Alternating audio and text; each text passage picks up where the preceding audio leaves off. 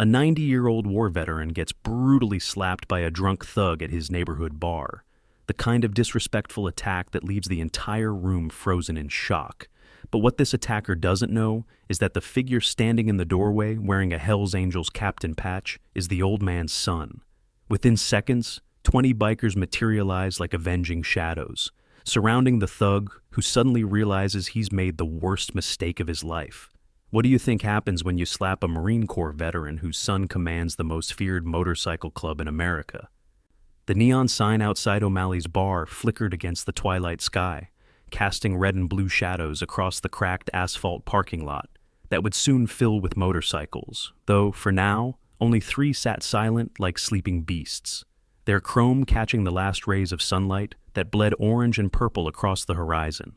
Inside, the air hung thick with decades of cigarette smoke that had seeped into the wood paneling, mixing with the sweet, sour smell of spilled beer and the grease from the kitchen that hadn't updated its menu since 1987, when the owner's father had died and left him a business that was more tradition than profit. The jukebox in the corner played Hank Williams through speakers that crackled with age, the sound warped and nostalgic, and behind the bar, Tommy wiped down glasses with a rag that had seen better days, his movements automatic after 23 years of the same routine, the same faces, the same stories told over and over until they became a kind of prayer against loneliness. It was Tuesday night, which meant the regulars trickled in slowly. Old men mostly, guys who'd worked construction or driven trucks or served in wars that nobody talked about anymore, who came here because their wives had passed or their kids had moved away, or because the silence of an empty house felt heavier than loneliness, shared with strangers who understood what it meant to outlive your own relevance. Frank Morrison pushed through the heavy wooden door at exactly 7:15, same as he had every Tuesday for the past 3 years, his Marine Corps cap sitting proud on his head, despite the way age had bent his spine and stolen inches from his height, despite the way his hands shook now when he tried to button his shirt in the mornings or sign his name on checks at the bank. He was 90 years old, but his bearing still commanded respect, the set of his jaw, the steadiness of his gaze even when his body betrayed him with tremors and weakness, the way his shoulders remained square even when the rest of him had started to surrender to gravity and time and the weight of 9 decades of living. His hands trembled as he gripped his cane, liver spotted and gnarled like old tree roots that had weathered too many storms. But they were hands that had once held rifles steady under enemy fire, fingers that once hauled wounded brothers from the mud of foreign beaches while the world exploded around him, in colors he still saw sometimes when he closed his eyes at night. Palms that had clasped his wife's through 58 years of marriage until cancer had stolen her away and left him with nothing but memories and Tuesday nights at O'Malley's.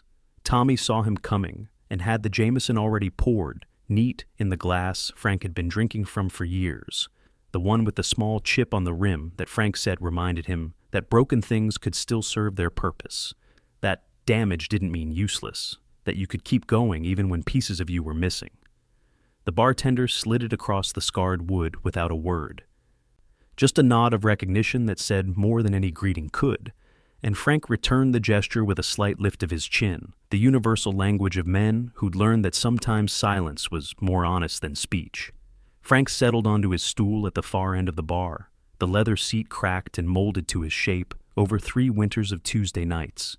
From the weight of his grief and his memories pressing down into the same spot week after week, and wrapped both hands around the whiskey glass to still their shaking, to give his fingers something to hold on to besides the empty air where his wife's hand used to be. He stared into the amber liquid like it held answers to questions he'd stopped asking, his mind drifting as it always had to Marie, how she'd looked in her yellow dress the day he came home from the war, standing on the platform at Union Station with tears streaming down her face and that smile that made him believe he might actually survive the nightmares that followed him home.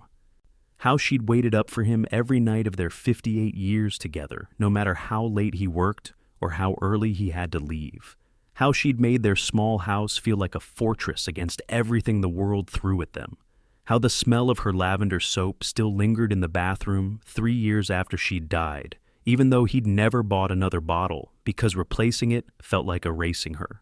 The whiskey burned going down, a familiar fire that settled in his chest and made the ache of missing her just a little more bearable, turned the sharp edge of grief into something duller that he could carry through another week of waking up alone. Around him, the bar hummed with low conversation.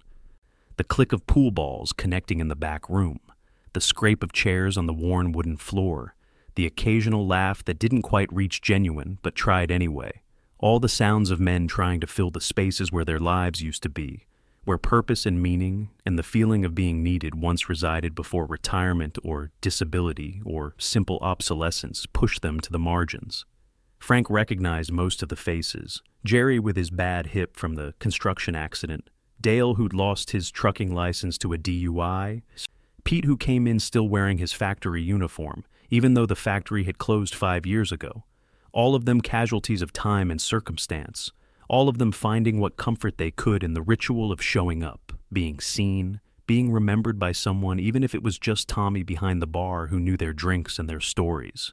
He thought about Marcus, his son, who he hadn't seen in 2 weeks, Marcus who'd chosen a different kind of brotherhood after coming back from his own war in Afghanistan, who wore a leather vest with patches that made people cross the street, who called him every Sunday morning at 9 o'clock sharp, but rarely came around because Frank had said things when Marcus first joined the club, things about disappointment and wasted potential and throwing his life away that he wished he could take back now that he understood what his son had been searching for.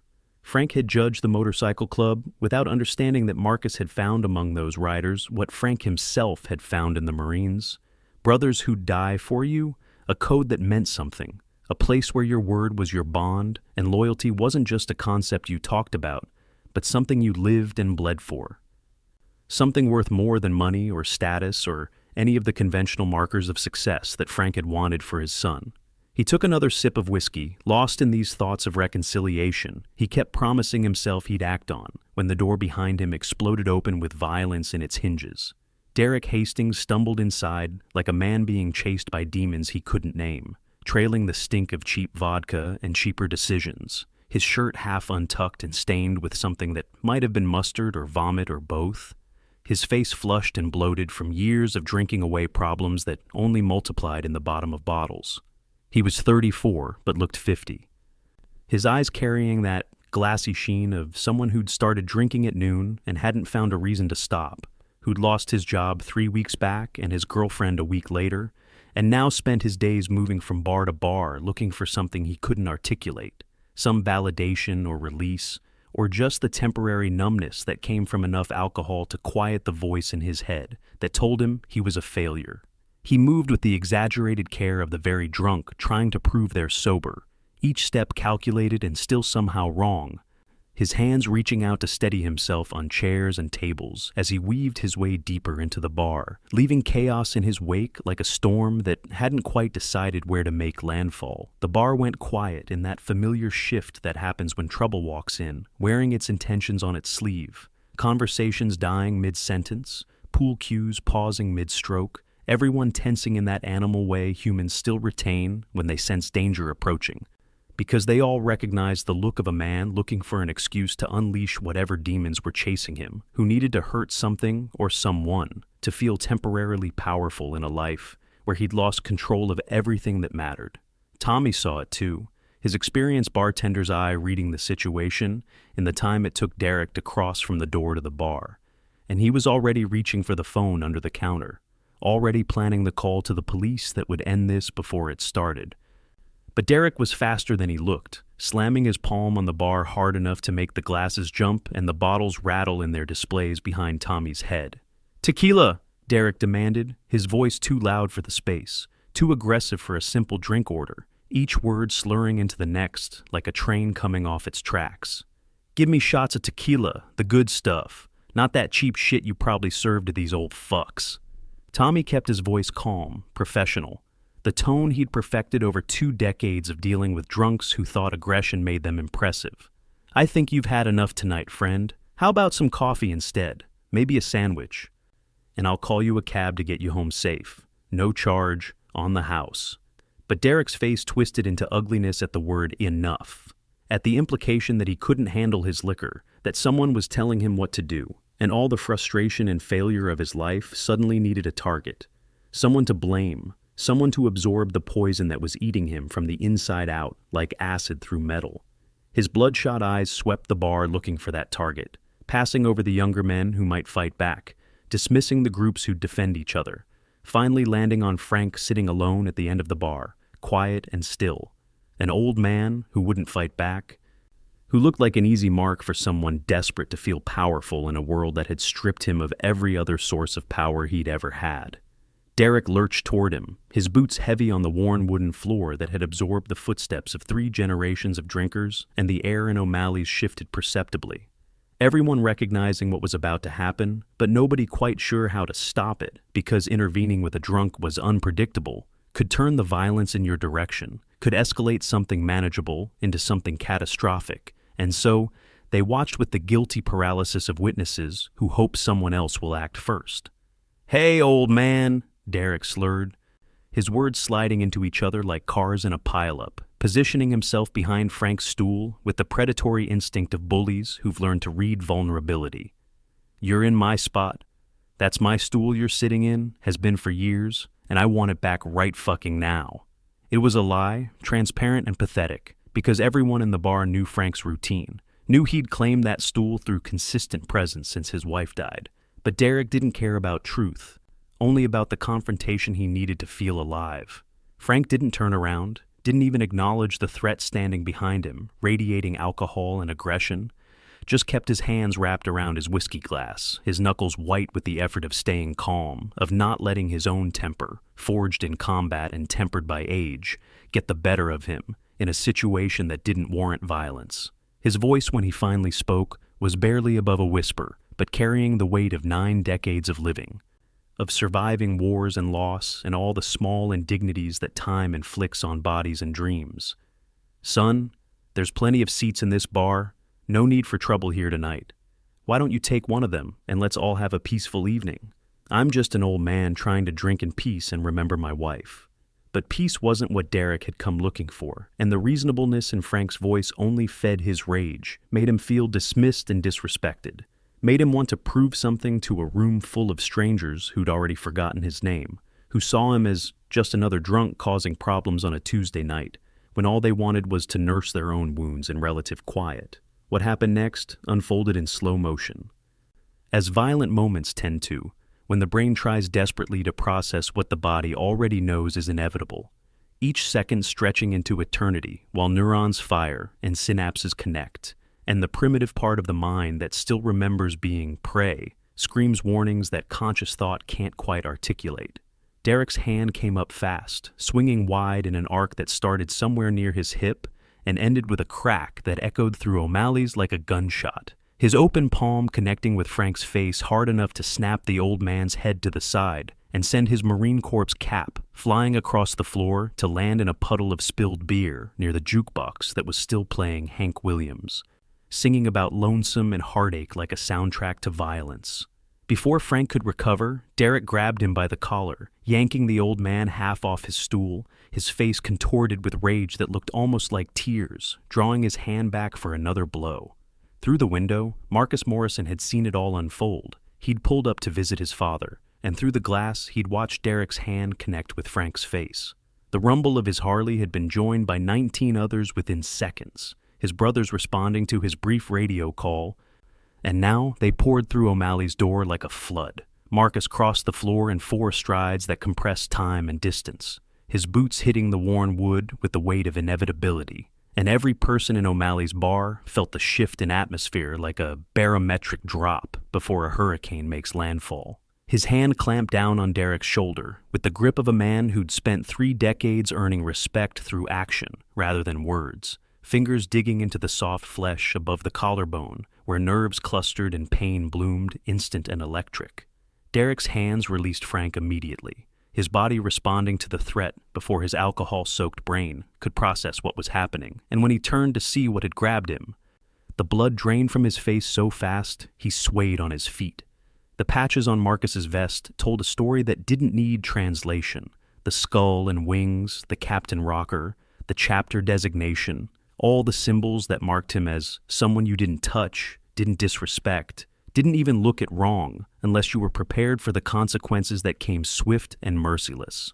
"Let him go," Marcus said, his voice so cold and controlled it seemed to drop the temperature in the room by 10 degrees, each word carved from ice and edged with something darker. Something that promised violence held in check by the thinnest thread of restraint. Derek stumbled backward, his hands coming up in a gesture that was half surrender and half protection, his mouth opening and closing like a fish drowning in air, trying to form words that might somehow undo what he'd just done. But Marcus wasn't looking at him anymore, wasn't interested in excuses or apologies, or the pitiful spectacle of a bully suddenly confronted with real power. He turned to his father, his hands gentle now, as he reached for Frank's arm to steady him. His eyes scanning the red handprint blazing across the old man's weathered cheek, the way Frank's breath came shallow and quick, the Marine Corps cap lying forgotten in a puddle that reflected the neon beer signs like spilled blood. "Dad?" Marcus said, and his voice cracked just slightly on that word, betraying the emotion he kept locked down tight beneath the vest and the reputation and the role he played as a man other men feared. "I'm here. I've got you." Frank's hand gripped Marcus's forearm with surprising strength, his fingers pressing into the faded tattoos that decorated his son's skin. And for a moment, they held that position, two generations of warriors recognizing in each other the same code, the same willingness to stand and fight when standing and fighting was all that remained. Frank's eyes were wet, but his voice was steady when he spoke, rough as gravel but carrying the pride he'd never quite managed to express. "I'm all right, boy. Just got a little reminder that the world's still full of cowards who hit old men in bars." He tried to smile, but winced instead, his hand going to his cheek where the skin had split slightly, a thin line of blood trickling down toward his jaw.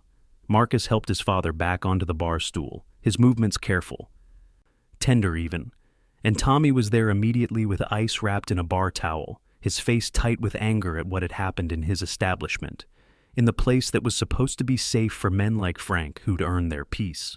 The 20 brothers who'd followed Marcus inside had formed a semicircle around Derek without anyone giving an order, their presence making the bar feel suddenly smaller, the air thicker, charged with the potential energy of violence waiting for permission to be unleashed.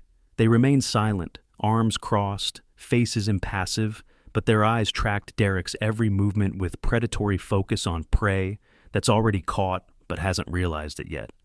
These were men who'd ridden through rain and heat, who'd buried brothers and avenged them, who understood that the club wasn't just about motorcycles and leather, but about protecting their own and making sure the world knew that some lines you didn't cross without paying the price. Derek was pressed against the bar now, trapped between the wood at his back and the wall of vests and muscle in front of him. His earlier bravado evaporated like morning fog under a harsh sun. He tried to speak, his voice coming out as a whimper. "I didn't know, man. I didn't know he was your dad. I've had a bad day, you know? Lost my job, my girl left me. But Marcus held up one hand, and Derek's words died in his throat, choked off by the look in the captain's eyes. It was a look that said excuses were for children, that men owned their actions and faced the consequences, that the world didn't care about your bad day when you made it everyone else's bad day too. Marcus leaned in close enough that Derek could smell the leather and oil and open road, close enough that when he spoke his words landed like physical blows, even though he never raised his voice above a conversational tone. "You just put your hands on a 90-year-old man," Marcus said slowly, letting each word sink in like stones dropping into dark water. "Not just any man, a Marine Corps veteran who stormed beaches while you were still swimming around in your daddy's gene pool, who fought and bled and watched his brothers die so that pieces of shit like you could grow up free enough to throw your life away, one drunk decision at a time." Derek flinched with each sentence, his eyes darting around, looking for an escape route that didn't exist, looking for sympathy in faces that offered none. "And that man," Marcus continued, "is my father. Do you understand what that means? Do you understand what you've walked into here?" The brothers shifted slightly, tightening the circle, and in the back of the bar, someone's phone was already recording, capturing the moment for the stories that would be told later about what happened when you touched something sacred to the Hells Angels. Marcus straightened up, his hand going to his father's shoulder, and he felt the slight tremor running through Frank's body, the aftermath of adrenaline and shock and the realization of how vulnerable age had made him. It ignited fierce protectiveness in Marcus's chest, an instinct that connected to every time his father had stood between him and danger when he was young. Every time Frank had shown him what it meant to be a man who protected those who couldn't protect themselves. "Here's what's going to happen," Marcus said, his eyes locked on Derek's terrified face. "You're going to walk out of this bar right now. You're going to think real hard about what kind of man attacks a 90-year-old veteran in his own neighborhood, in the one place he comes to remember his wife and drink in peace. And if any of my brothers ever, see you near my father again, if you come within a mile of this bar, if I even hear your name mentioned in the same sentence as his, they'll be finding pieces of you scattered across 3 counties, and nobody will be able to prove a goddamn thing." The threat hung in the air like smoke, and Derek nodded frantically, his hands shaking so hard he had to clasp them together to make it stop. Marcus moved aside, and the brothers parted like a curtain opening, creating a path to the door that Derek took at a stumbling run, nearly tripping over his own feet in his desperation to escape, the door slamming behind him hard enough to rattle the bottles behind the bar. The sound of his car starting came seconds later, tires squealing as he fled into the night, and slowly the tension in O'Malley's began to ease, conversations resuming in hushed tones, everyone processing what they'd just witnessed. The swift and certain justice that had been delivered without a single punch being thrown. Marcus turned back to his father, the hard edges of the captain falling away to reveal the son underneath, the boy who'd learned everything about honor and courage from the man now sitting with ice pressed to his bruised face.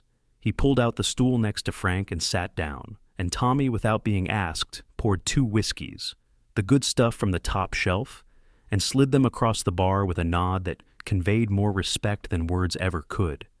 The brothers found places throughout the bar, some at tables, some leaning against walls, their presence transforming the space from a dive bar into something that felt almost like a fortress, a protected space where nothing and no one could threaten what mattered. Marcus picked up his father's Marine Corps cap from where it had fallen, wiped the beer off carefully with his sleeve, and placed it gently back on Frank's head, adjusting it the way his father had taught him when he was 7 years old and trying on his dad's military gear for the first time. "I'm sorry I wasn't here sooner," Marcus said quietly, and there was so much weight in those words, so much history of missed dinners and unanswered calls and the distance that had grown between them after Marcus came home from Afghanistan and couldn't fit back into the civilian life his father had wanted for him. Frank removed the ice from his face, the skin already starting to purple where Derek's hand had connected, and he looked at his son with eyes that had seen too much death to waste time on pride and stubbornness. "You're here now," Frank said, his voice rough with emotion he usually kept buried. "That's what matters. You came when I needed you, just like you always did, just like I taught you to do." He paused, took a shaky breath, and said the words he'd been holding back for too long. "Your mother would be proud of the man you became, Marcus, and I'm proud too. I should have said it years ago, should have told you that I understand why you needed the club, why you needed brothers who got it. I was wrong to judge." The words hit Marcus harder than any punch ever had, and he felt something crack open in his chest, some wall he'd built to protect himself from his father's disappointment. He wrapped his arm around Frank's shoulders, feeling how thin they'd become, how fragile, and he pulled the old man close in a gesture that was both protective and grateful. "You taught me everything that matters, Dad," Marcus said, "standing up for those who can't stand up for themselves. Being loyal to your brothers, having a code and living by it even when it's hard. Everything I am, everything the club respects me for, it all came from you. From watching you live with honor every single day." Around them, the brothers nodded in understanding because most of them had similar stories, fathers or uncles or older brothers who'd served, who'd shown them what brotherhood meant before they ever threw a leg over a motorcycle. Tommy poured another round on the house and raised his own glass in a toast. "To Frank Morrison," he said loudly enough for the whole bar to hear, "a Marine, a husband, a father, and a man who still commands respect at 90 years old."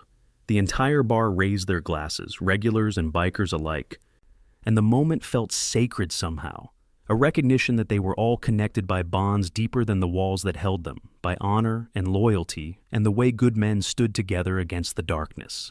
Frank's hand shook as he raised his whiskey, but his voice was strong when he echoed the toast. Semper Fi, he said, the old Marine Corps motto that meant always faithful, and Marcus repeated it, and then all 20 brothers said it in unison, the words filling O'Malley's bar like a prayer or a promise. They sat there for hours, father and son, talking about things they should have talked about years ago. About the war Frank fought and the war Marcus fought. About what it meant to come home and find the world had moved on without you. About how they'd both found their way back through brotherhood and code and the knowledge that some men still believed in standing for something larger than themselves. The brothers stayed close, some playing pool, some telling stories, all of them keeping watch without making it obvious, because that's what you did when your captain's father had been threatened. You made sure the message was received loud and clear, that this man, this place, was under protection now and forever. Outside, the neon sign continued its endless flicker. Red and blue painting the parking lot where the motorcycles sat in a row like steel sentinels, and somewhere in the darkness, Derek Hastings was learning what it meant to cross a line you couldn't uncross, to violate something sacred and live with the knowledge that you'd been judged and found wanting.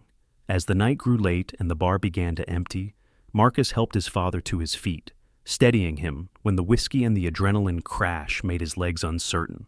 They walked to the door together, moving slowly, and the brothers fell in around them like an honor guard, their boots hitting the floor in rhythm, a sound like distant thunder or approaching cavalry. In the parking lot, under stars that hung closer than they had any right to be, Marcus helped Frank into his old Buick, making sure his seatbelt was fastened, checking twice that he was okay to drive the 3 blocks to his house. "I'll follow you home," Marcus said. "Make sure you get there safe, and I'm coming by Sunday morning, earlier than usual. We'll have breakfast, talk some more. Maybe I'll finally fix that loose step on your porch like I've been promising." Frank nodded, tears running freely down his weathered cheeks now, with no shame in them anymore, and gripped his son's hand with both of his own. "I love you, boy," Frank said, and those 3 words carried the weight of 90 years of living, of all the times he'd wanted to say them but hadn't, of all the pride and fear and hope a father feels for his son. "I love you too, Dad," Marcus replied, and he stood in the parking lot watching the taillights of his father's car disappear around the corner, his brothers beside him, the rumble of their engines a chorus of solidarity and strength. They mounted their bikes one by one, and Marcus kicked his Harley to life, the familiar vibration traveling up through his body like a heartbeat. And as they pulled out onto the empty street, riding in formation beneath the streetlights that turned the road into a river of gold, he thought about how the most important battles aren't always the ones you fight in war, how sometimes protecting what you love means showing up at exactly the right moment in a dive bar on a Tuesday night, how family isn't just blood, but the brothers who ride beside you and the father who taught you what honor means. The night air was cool on his face as they rode, the wind carrying the smell of rain coming, and behind them, O'Malley's bar stood quiet now, its neon signs still flickering red and blue, a beacon in the darkness for old men who'd earned their peace and the sons who died to protect it.